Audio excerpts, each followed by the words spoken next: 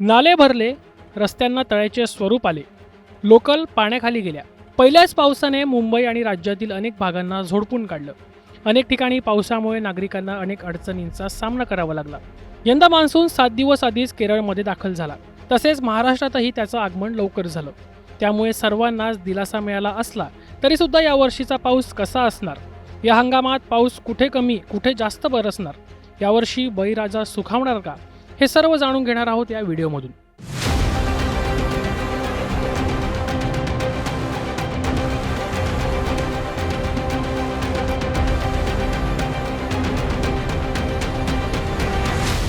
यंदा मुंबईत पावसाला 26 मेला सुरुवात झाली. पहिल्याच पावसाने नागरिकांची दैना केली. अनेक जण पावसाच्या पाण्यात वाट काढत ऑफिसला आले, तर काहींनी गर्दीत वाट काढत आपलं घर गाठलं.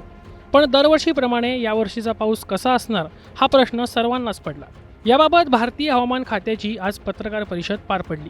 त्या दरम्यान त्यांनी पावसाबाबत काही महत्त्वाची निरीक्षणं नोंदवली.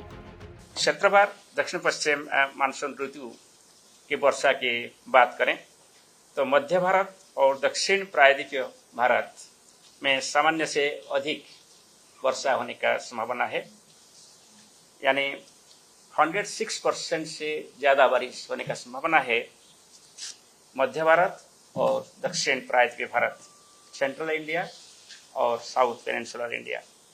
उत्तर पश्चिम भारत में सामान्य वर्षा होने का संभावना है, यानी लॉन्ग पीरियड एवरेज का 92% से 108% तक बारिश होने का संभावना है.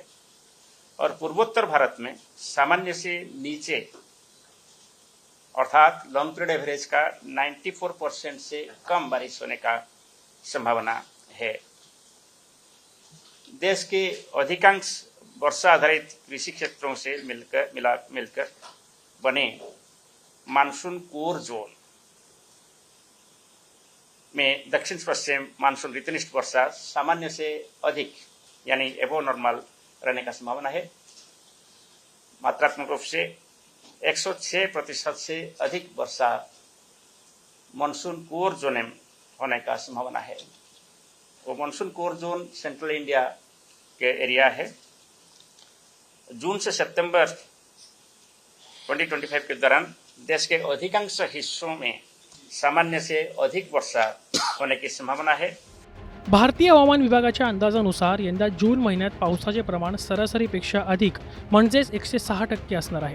तर संपूर्ण 4 महिन्याच्या हंगामात देशात 106% पेक्षा अधिक म्हणजेच सामान्यापेक्षा जास्त पाऊस होण्याची शक्यता वर्तवण्यात आली आहे. दक्षिण व मध्य भारतात पावसाचं प्रमाण अधिक राहणार असले तरी ईशान्य भारतात मात्र पावसाचं प्रमाण कमी राहण्याचा इशारा देण्यात आला आहे. तर उत्तर पश्चिम भारतात सामान्य पाऊस अपेक्षित असून उष्णतेच्या लाटांपासून काहीसा दिलासा मिळण्याची शक्यता यावर्षी देण्यात आली आहे. मान्सूनच्या कोर झोनमध्ये मध्य प्रदेश, छत्तीसगड, महाराष्ट्र, ओडिशा आणि जवळपासच्या काही भागांचा समावेश आहे. या प्रदेशात नैऋत्य मान्सूनचा सर्वाधिक पाऊस पडतो. तसंच शेतीसाठी त्यावर मोठ्या प्रमाणात अवलंबून राहिलं जातं. त्यामुळे यंदाचा पाऊस चांगला होईल असं म्हणता येईल. Bureau report, news 18 Lokmat.